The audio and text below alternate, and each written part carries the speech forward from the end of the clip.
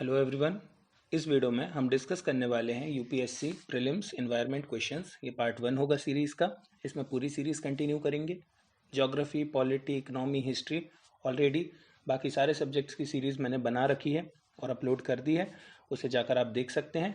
5000 से ज़्यादा previous year question हम डिस्कस करने वाले हैं। CDS, CAPF, CSE, EPFO जो भी एग्जाम्स में क्वेश्चन आए हैं, हर एक को कैसे लॉजिकली एलिमिनेट करना, कैसे नॉलेज के बेसिस पर एलिमिनेशन करना, इसको हम समझेंगे और एक इंसाइट मिलेगी कि प्रीलिम्स में कैसे हम चीज़ों को हैंडल करते हैं। तो चलिए आज का वीडियो हम शुरू करते हैं। पहला क्वेश्चन देखते हैं हम। Which one of the following are the reasons for exposure to benzene pollution. अब बेंजीन क्या है? बेंजीन है कार्बन का एक एरोमेटिक हाइड्रोकार्बन है, तो इसका हमें ज़्यादा जानने की ज़रूरत नहीं है, बस एक कॉमन सेंस लगाना है। मैं पूछूंगा आपसे, कार्बन क्या पॉल्यूटेंट है? कार्बन नेचुरली कोई पॉल्यूटेंट नहीं है। कार्बन पॉल्यूटेंट कब बनता है? जब उसका कंसंट्रेशन बहुत ज़्यादा हो जाता है। पहले ऑप्शन में आप देख रहे हो ऑटोमोबाइल एग्जॉस्ट, हम धुआं फैला रहे हैं, ठीक। दूसरे में क्या है? टोबैको से फिर से धुआं कर रहे हैं। और तीसरा वुड बर्न कर रहे हैं। इन तीनों सिचुएशन में क्या हो रहा है? धुआं हो रहा है। तो ऑब्वियसली पहला, दूसरा, तीसरा तो बिल्कुल सही होगा।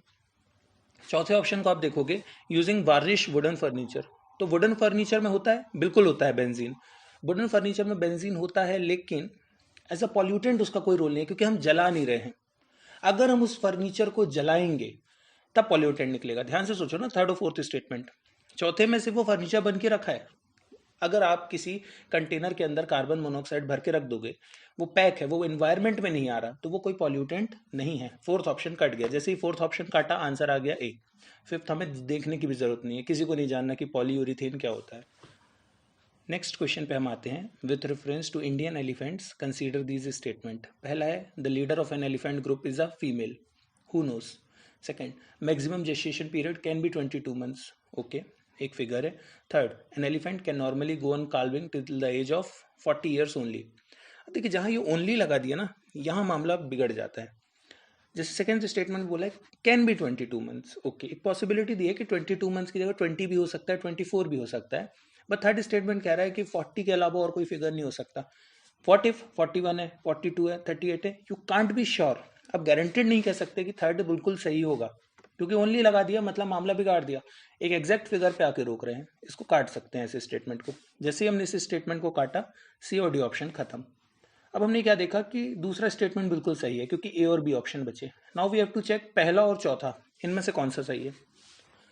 फोर्थ है, among the states in India the highest elephant population is in Kerala. Guaranteed कह सकते हैं आप? केरला में अगर कर्नाटका हुई तो, तमिलनाडु हुई तो, आंध्र प्रदेश हुई तो, जैसे हमने कोई फिगर या फैक्ट देखा, तो हम कह सकते हैं यहाँ पॉसिबिलिटीज क्रिएट हो जाती हैं कि 28 स्टेट्स हैं, तो देयर इज अ पॉसिबिलिटी कि केरला की जगह कोई और भी स्टेट हो सकता है। तो और पहला स्टेटमेंट आप देखोगे, leader of an elephant group is a female.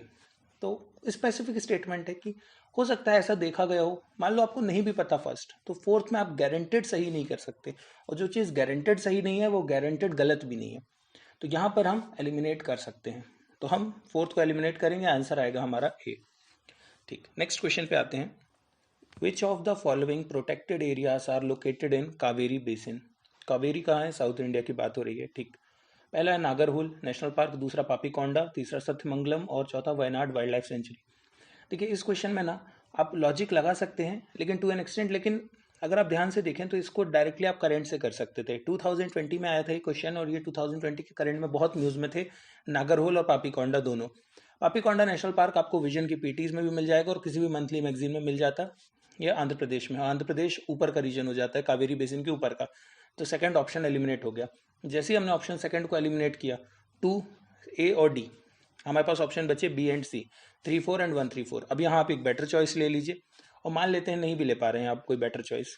तो मैंने बताया जैसे कि नागरहोल और पापीकोंडा पूरे साल न्यूज़ में थे, तो जैसे ही हमने देखा पहले ऑप्शन को, नागरहोल, ये कर्नाटका में है और डेफिनेटली ये कावेरी बेसिन के एलाइड रीजन पे आता है, ये पढ़ा हुआ था।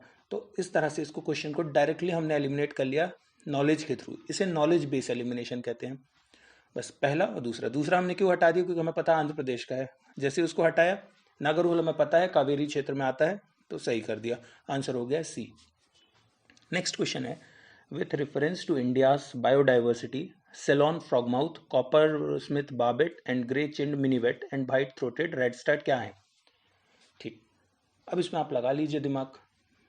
इसका सिंपल सा एक क्वेश्चन होगा, जैसे हमने देखा वर्ड पढ़ा, मैंने क्या किया था, फ्रॉग माउथ। जनरली जो चिड़िया होती हैं उनको उनके माउथ के हिसाब से जाना जाता है, किस तरह की उनकी बीक है, इस तरह से। तो इन चीज़ों को ध्यान, जैसे ग्रे चिंड बोला, ये जनरली इस तरह के टर्म्स मैंने वर्ड्स के लिए ही सुने थे कि बर्ड्स के लिए होते हैं, तो उस हिसाब से मैंने ए लगाया था और ये सही निकला था। तो ये एक तरह का मैं कह सकता हूँ कि गैस बेस्ड एलिमिनेशन था, तो इस तरह से सही किया। फिर क्वेश्चन था, which one of the following protected areas is well known for the conservation of a subspecies of Indian swamp deer barasingha that thrives on hard ground. इस वर्ड्स को नोटिस करना, hard ground, and is exclusively graminivorous. अब इसमें एक simple सा logic था, hard ground कहाँ पर होगा, प्लेन मैदान वाला क्षेत्र चाहिए हार्ड ग्राउंड के लिए। अगर हम ऑप्शन देखते हैं, सी मधुमलाई, तो ये कहाँ है, ये साउथ इंडिया का नाम है। मानस कहाँ पर है, ब्रह्मपुत्रा आसाम क्षेत्र में है। तो बी और सी ऑप्शन को हम काट सकते हैं। बी और सी ऑप्शन को मैंने इस हिसाब से काटा था कि इसका सिंपल था, जो एरिया है वो थोड़ा सा रग्ड टोपोग्राफी पे आता है, माउंटेनियस एरिया से, तो हार्ड ग्राउंड का मेरे को डाउट लगा था, तो मैंने बी सी काटा था।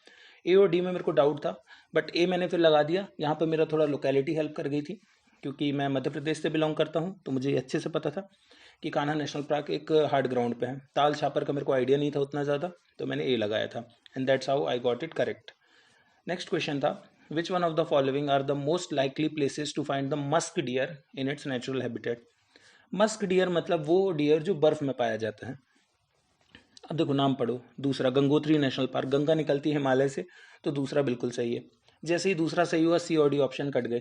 अब हमें बस ये चेक करना है पहला सही है कि तीसरा सही है। तो अगर आप नामों को अब ध्यान से पढ़ो, मानस असम में है, वैसे ही हटा हुआ है। किशनपुर और एस्कॉट, एस्कॉट ये जो शब्द है, ये थोड़ा सा हम कहेंगे कि जो हमारा मेनलैंड इंडिया है इससे अलग शब्द लग रहा है।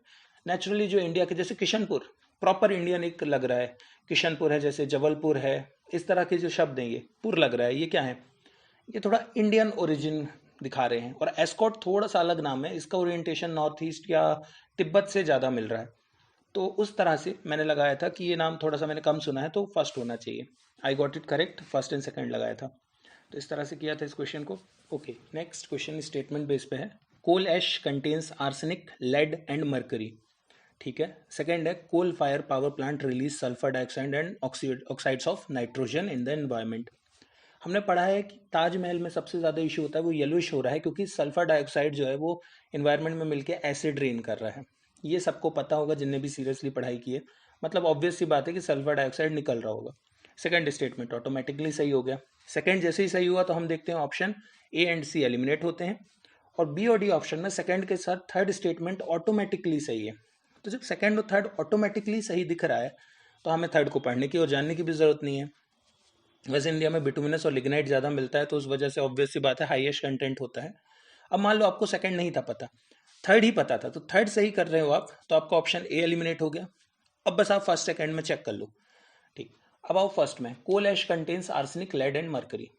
अगर मैं पूछूं आपसे 0.001% भी अगर आर्सेनिक, लेड या मरकरी हुआ कोल कोल में, तो आप गलत कह सकते हो? नहीं।